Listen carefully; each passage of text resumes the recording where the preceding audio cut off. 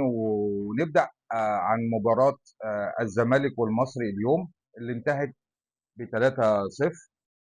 اليوم الزمالك فتح السيرك والفن والهندسة. المباراة اليوم جمهور الزمالك كله يعني قاعد يعني في تعجب شديد واستغراب كبير بالنسبة للمدرب. مدرب فيريرا، انت فين المطوشة اللي فاتت؟ انت كنت فين الماتش النهارده؟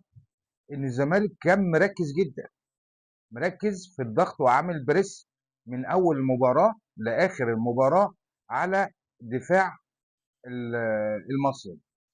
طبعا احنا كنا قلنا في حلقات قبل كده ان المصري من اقوى الفرق في لعيبه خط وسط. عبد الرحيم دغموم اللاعب الجزائري بتاع المصري من امهر اللعيبه المحترفين الموجودين دلوقتي في مصر.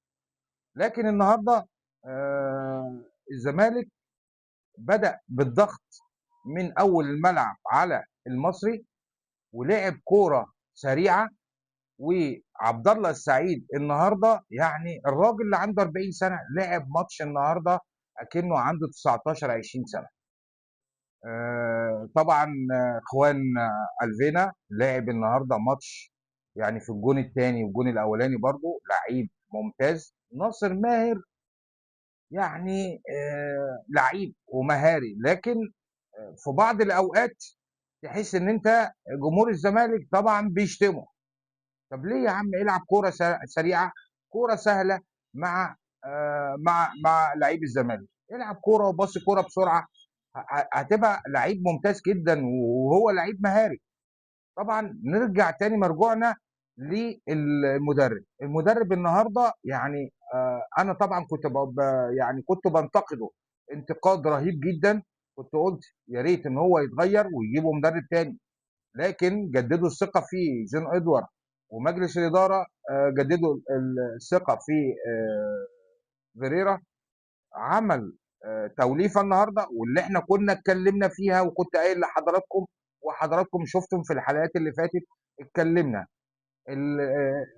ادخال عناصر جديده من الزمالك زي محمد اسماعيل في الدفاع. بصراحه محمد اسماعيل من اقوى المدافعين ولاعيب ثابت جدا. يعني في كوره طلع وهو في ال 18 بيباصي وبيرقص بهدوء جدا وبتركيز، والباص عنده حلو. يعني الباص عنده منظم، والباص عنده كويس جدا وسهل بدون قطع اي باص من عنده. طبعا كنت قاعدين الشوط الثاني طبعا ما دخلوا الزمالك احرز 3 اهداف. الهدف الاولاني بعدي الدباغ، الجون الثاني من اخوان الفينا طلع بمهاره عاليه جدا وبصاها لعمر جابر اللي حطها بوش رجله في ال 18، حطها في الهدف الثاني.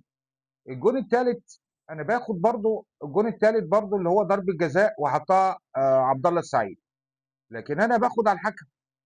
الحكم لو ما كانش ظبط الاداء والتحكيم بتاعه كان هيبقى فيه مشاكل كبيره جدا. لعيبه المصري بيخش جامد جدا، وبالذات عبد الرحيم دهموم بيخش بلعب ناشف جدا. هو بيعتبر يعني امهر لعيبه. دغموم بصراحه لعيب مهاري جدا، يعني واحد ويعدي واحد والتاني والتالت والرابع ويخش، لكن ما فيش حد بيسانده. النهارده صلاح محسن برضه ما اداش لان برضه كان ممسوك. آه، باقي اللعيبه برضه في المصري انا ما كنتش متوقع منهم لانهم فرقه تقيله جدا. لكن النهارده طريقه اللعب، الضغط من نص الملعب، تحس ان انت 6 لعيبه ضاغطين من نص الملعب وضاغطين على المدافعين. برضه برجلوا الدفاع ان الكره اللي جايه او الباصي اللي طالع منهم لا يطلع اوت لا مقطوع. بالنسبه للزمالك، الزمالك برضه كان بيلعب بهدوء. يعني انا كنت بقول في الاول خالص برضه تحس ان انت ماتش تاني خالص وكلام تاني وفكر تاني في المباراه ديت. عبد الله السعيد طبعا كنت بقول عليه ان هو يلعب شوط واحد، لكن بصراحه وبصراحه مطلقه لعب وابهرنا النهارده ان هو يعتبر مان ذا ماتش. يعني بصراحه رجل مباراه النهارده ان هو كان بيلعب وباص وبيلعب برواقه وبتركيز، ويعني بصراحه قدم عبد الله السعيد النهارده رجع 10 سنين او 15 سنه لورا بصراحه. لعب ماتش يعني ممتاز جدا. انا اللي برضو اللي بشيد بيه خوان الفينا، اللي هو بيعتبر الطفل، طفل بيلعب مع الزمالك لكن مهاري قد كده زي القزعه، ما يكملش متر ونص لكن بيخش ويلعب يطلع مع لعيب التاني وبيخش بجراءه عاليه جدا. ده لو عنده لعيبه الزمالك بصير على طول ليه من ناحيه الجهه اليمين، ده هيعمل مشكله.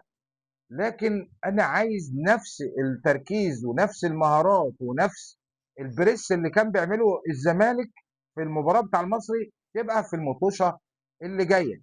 لكن انا باجي برضو باخد ان انت برضو لازم، هو محمد صبحي حلو بس غير، انت عندك محمد عواد وعندك مهدي سليمان، اللي احنا سمعنا برضو ان مهدي سليمان برضه هم طالبوا ان هو ايه يمشي او يبيعوه، هو الراجل جه ما لعبش. انت جرب يعني، لازم برضه يبقى فيه مرونه عندك. مش هتاخد حارس مرمى هتقعده، لا خلي يبقى فيه منافسه، ده يلعب ماتش ده يلعب ماتشين ده يلعب ماتش، هتخلي فيه منافسه. انت هتلاعب محمد صبحي الدوري وانت هتخش على الكونفدراليه، هل هتلاعب محمد عواد في الكونفدراليه وده هيبقى الدوري كل واحد هيبقى في حاجه معينه، الله اعلم. لكن انا يعني النهارده انا بشيد فعلا باداء فيريرا، ان هو حتى التغييرات انا قلت في الشوط الثاني الزمالك كان كاسب واحد، ان الزمالك هيجي يخش طبعا بيبقى ايه هبوط في اداء ولياقه نادي الزمالك. انت عندك عدي الدباغ، عندك ادم الكادي، عندك عبد الله السعيد، عندك ناصر ماهر. الاربعه دول بيبقى مستواهم بيلعبوا شوط، الاداء بيهبط عندهم، فلازم برضو التركيز يبقى عالي. وبرضو بيبص ان مدرب الاحمال ان هو يشوف اللعيبه ديت الاربعه دولت. عدي الدباغ برضو مش قوي لما نزل، انا ما شفت التغييرات اللي هو عملها، يعني اول مره يعمل التغييرات بدري، يعني بعد ربع ساعه يعني 60 دقيقه بعد الشوط الثاني، ربع ساعه من الشوط الثاني بدا التغييرات باثنين. وبصراحه عمل التغييرات صح، عدي الدباغ وادم الكادي طلعهم، وده فعلا هبوط. وبعدين ما سكتش، راح على طول ب 10 دقايق راح عامل تغييرات تاني، نزل عمرو ناصر واحمد الشريف. بصراحه هو قال لك انا كسبت اتنين، فانا ايه ابتدي ان انا دولت بيعملوا دفاع زون ديفنس، بيرجعوا لنص الملعب، لان هو عمرو ناصر بيلعب مهاجم واحمد الشريف بيلعب وينج شمال. هو بدل مكان ما طلع اخوان الفينا ونزل احمد الشريف، فراح ودى عبد المحميد معالي اللي كان نزل مكان ادم كادي وداه يمين، وساب احمد الشريف وخلاه شمال. فبدا ان هو يرجع، قفلوا هو بنتايج قفلوا على عبد الرحيم دغموم، فالجهه الشمال بصراحه كانت مقفوله. طبعا المدرب المصري بدا ان هو كان في الاول خالص برضو تلاقي فيه اخطاء في المدرب عمل ايه، ان رامي عبد الرحيم دغموم، وده بصراحه من احسن اللعيبه وانا بشيد بيه فعلا، ان هو كان سايبه على الوينج اليمين، يعني بيلعب على بنتايج، بس بنتايج بصراحه يعني عمل ماتش النهارده قفل عليه تقفيل جامد، فكان بيخلي ان دغموم ما يخشش وينج يمين، لا كان بيخش في العمق، يخش يخترق دفاعات وخط وسط نادي الزمالك عشان يخش، بيطلع من واحد والتاني والتالت. بصراحه لعيب بس ما كانش في حد بيسانده ان هو ياخد منه الكوره ويستخلص الكوره منه ويسند عليه. لكن المباراه بمجملها العام مباراه جميله جدا. الشوط الاولاني يعني ممتع بصراحه، يعني هجمه هنا وهجمه هنا وهجمه هنا، والمصري كان ممكن كان يحرز اهداف، لكن دفاع الزمالك بقياده محمد اسماعيل وحسام عبد المجيد عملوا مباراه جامده جدا في الدفاع ومقفلين. فانا برضو ما قلت بشيد ان محمد اسماعيل برضو انت ما شفتوش، هو بيعتبر جندي مجهول في دفاع الزمالك النهارده، لكن الباص عنده كان بيجي من نص من الدفاع لنص الملعب، وانا كنت قلت عليه قبل كده ان هو من الدفاع لخط الوسط كان على طول الباص بتاعه كان لقدام على طول بدون فزلكه وبدون حسوكه، زي الونش كان يقعد مع محمد صبحي وحسام عبد المجيد يرجعوا الكوره ويقعدوا، لما ممكن كان جمهور الاهلي الزمالك كان بيحط ايده على قلبه ممكن الكره تتخطف وتخش فيهم جول. فالنهارده يعني دفاع الزمالك بدأ يظبط شويه، يعني بدأ يظبط كويس. ضربه الجزاء عندك اللي انت ماسك عمرو ناصر واضحه جدا، يعني المفروض بتبقى انت ذكي جدا في الدفاع، ان انت ما بتمسك لعيب او بتحوط عليه ان هو ما يخشش وبتحجزه، بيبقى فيه كتف فيه حاجه، انما تمسكه كده قدامك. وعدت برضه على محمود ناجي مع ان الجمهور شايفها والناس كلها شايفينها، الا بعد دقيقتين بالظبط حكام الفار كلموا محمود ناجي ان هو يشوف الكوره تاني وراح حسبها ضربه الجزاء. يعني النهارده بس الزمالك النهارده بصراحه يعني نصب السيرك والفن والهندسه. بصراحه النهارده ماتش جميل جدا للزمالك، ما يعتبرش ماتش ان هو مش قوي، بس جمهور الزمالك فهم المباراه واطمن ان فيريرا فهم لعيبه الزمالك. مش المباراه في يعني في مميزات ان انت رجعت تاني، يبقى في عندك بارقه امل بالنسبه للمدرب. انت لسه عندك الاسماعيلي الماتش اللي جاي وعندك الاهلي وبعد كده بيراميدز، يبقى عندك مطوشه تقيله. فانت ما تيجي تظبط كده والمدرب يفهم، كله يقول لك ان المدرب هو العقل المدبر للفرقه. فاللعيبه النهارده كان عندهم تركيز عالي جدا بالنسبه للمباراه، والمدرب برضو كان كل واحد في مكانه، والتغييرات بتاعته كانت مظبوطه جدا وفي مواعيدها تمام.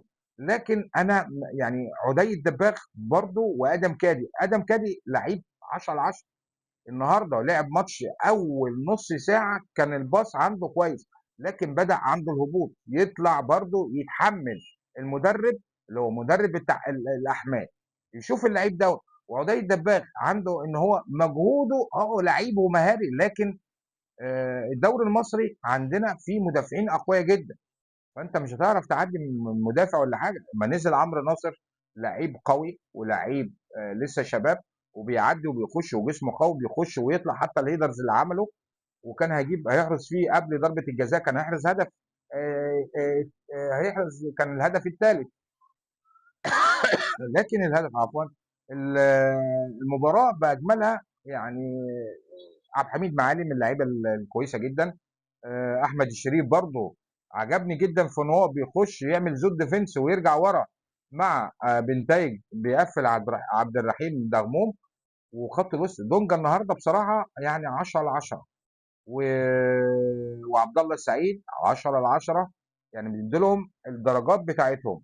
حسام عبد المجيد بيعتبر 8 على 10، محمد اسماعيل 7 من 10. عمر جابر النهارده اللي كانت مفاجاه، انا لقيته ان هو بيلعب ماتش اكنه في بعد الدقيقه 70 ودخل الجون بيجري، عمل ان هو ياخد كوره ويجري بيها. جمهور افتكر ان هو لعيب لسه نازل، يعني لسه نازل، وده سنه كام 33 سنه. فبرضه يعني عمر جابر في قال لك في ان هو اللاعب الكيني اللي هو ارون دوت ولا بارون اللي جاي دوت، قال لك هياخد مكاني. لا، بدا فعلا في قوه، في حماس، في يستعيد اللياقه البدنيه، في تركيز بالنسبه للاعيبه الزمالك ولعبوا النهارده بتركيز. يعني انا بشيد فعلا بنتائج ولاعيبه نادي الزمالك والمهارات اللي في نادي الزمالك. وبدا فعلا ان الفرقه يعني تحس ان في يعني في روح منافسه بين اللعيبه وبين بعض، يبتدوا ان هم يلعبوا، وتحس ان الجمهور كان مبسوط. جمهور الزمالك غير اي جمهور، يعني مش عمية الفوز ان هو بيفوز بيفوز بالثلاث نقط، لا، برضه بيأكد ان الزمالك لعيبه الزمالك فايقه وجايه، يعني جايه مع المدرب ان هم هيلعبوا مطوشه. انت ماتش بتاع وادي دجله، ماتش بتاع المقاولين، الزمالك كان سيء جدا، سيء. الزمالك لعيبه الزمالك ما كانش فيه تركيز، والمدرب برضه في التغييرات والتعامل مع المباراه وقرايه المباراه ما كانش كويس. لكن الماتش النهارده فيريرا ارى المباراه كويس، لان هو اتحط في خانه اليك. انت